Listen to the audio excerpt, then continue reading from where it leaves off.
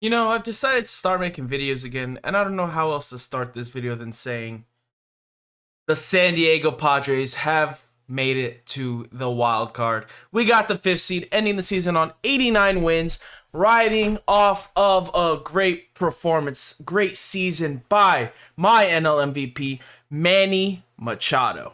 Y'all know what word to put in there if you're a Padres fan. You already know. You already know what the mantra has been ever since that series against the Dodgers when they asked Manny Machado, "Are you worried?" And he said, "Nah, cuz I'm Manny Machado." And Manny Machado has gotten us to the playoffs because without Machado, you take him off the team, we don't make it anywhere. And that's the truth. That's a fact. I mean, Manny Machado's performance the entire season has been consistent. He did have injuries in June, July. He did fall off a little bit because of that leg injury that he suffered running off of first base, but he came back when we needed him most. Went on a tear in that August to September timeframe, got us big wins, and now we're advancing to face off against the New York Mets.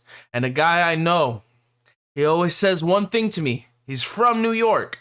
I mean, he's from Long Island. He wants to say it's New York City, but whatever. He says you don't mess with the ETS. And you know what the ETS is, baby? That's the Mets, the Jets, and the Nets. And you don't mess with any of those teams. And we are gonna beat the Mets to make it to the NLDS, baby, and face off against the Dodgers, our nemesis. And if we have a chance of advancing against the Dodgers, it would be in a 5-game series. So I'm excited because, hey, in the playoffs in baseball, you got to beat the best to make it. You got to go run. I mean, it doesn't matter if you had 100 wins in the beginning of the season because it's about the games coming forward. All that matters, 2 wins. All that matters, 3 wins.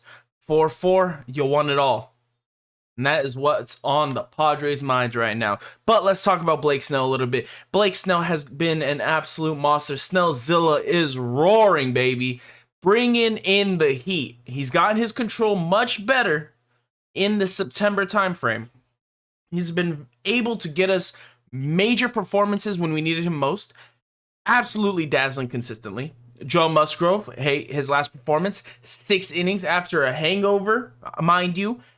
6 innings of beautiful work. No runs given up. Yu Darvish has been a monster all season. I think he's been our best pitcher. If you look at the totality of the season, Joe Musgrove was on a blazing start to begin the season. Snell has been absolutely masterful in the second half. But Yu Darvish, if you go from April to now, he's your man.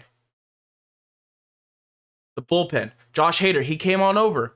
It was a rocky start. I'm not going to lie. We gave up, I don't know how many runs. I think his ERA was 13 at one point. Now, I think the last 8 or 9 has been scoreless performances by Josh Hader. That's what we like to see. That's our closer. I mean, come on. What is San Diego synonymous for? Closers in baseball.